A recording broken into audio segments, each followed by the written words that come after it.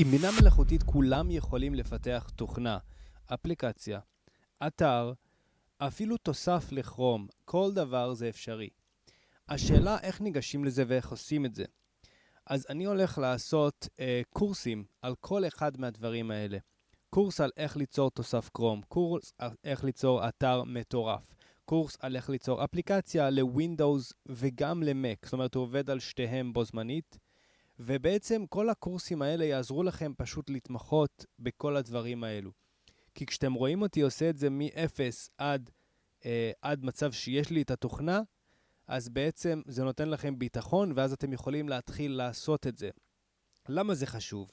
בעצם, לצערי הרב, זה מחליף את האנשים שהיו מתכנתים פעם. פעם היה בן אדם שמתכנת עם קוד. היום יש לנו את בינה מלאכותית שפשוט עושה לנו את כל הקוד. אז כל מה שצריך לעשות זה בעצם לדבר עם בינה מלאכותית. אבל אם תנסו פשוט לדבר עם ChatGPT ותבקשו ממנו לבנות לכם תוסף קרום, הוא לא יוכל לעשות את זה.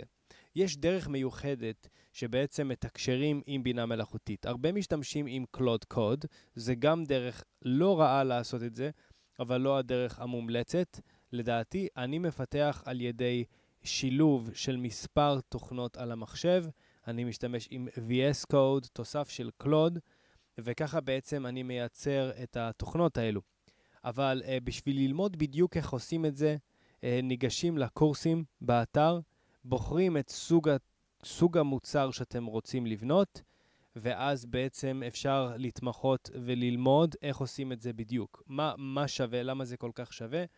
אם יש לכם נגיד רעיון או לתוכנה, או לאפליקציה לפלאפון, אם יש לכם רעיון לספציפית לאחד מהדברים האלו, ואתם רוצים בעצם לפתח את הרעיון הזה, להפוך את זה למשהו אמיתי, אז השלב הראשון יהיה פשוט לשמור את הסרטון הזה, ובעצם להגיע בחזרה לאתר הקורסים שלנו, קישור בפרופיל, ובעוד יומיים 3 יופיע שם הקורס. יש לנו כבר קורסים שם, שבעצם עוזרים על ידי בינה מלאכותית בעצם להרוויח כסף. לדוגמה, הקורס הזה, לדוגמה, KDP Children's Book, זה בעצם קורס של ייצור ספרים, אמנם הוא יקר, אבל הוא בעצם שווה, כי הוא בעצם מייצר לך איך מייצרים ספרים על ידי בינה מלאכותית, ואז אפשר למכור אותם באמזון KDP.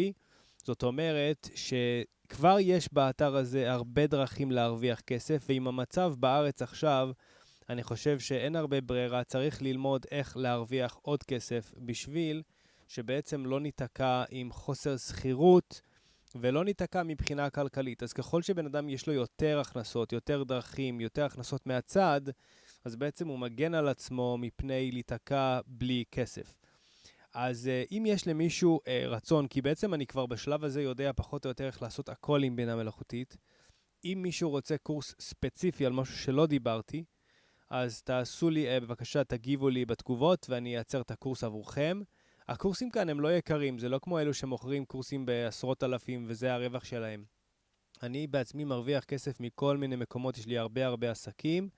האמת שכל קורס שיש לי באתר פה, זה בעצם קורס שאני בעצם כבר עושה מזה כסף. כלומר, אני, לדוגמה, כבר מייצר ספרים, אני כבר, לדוגמה, מוכר שירים בספוטיפיי, מקבל כסף על צפיות וכו'. כלומר, יש לי כבר עסקים שכבר מייצרים כסף גם באמזון FBA.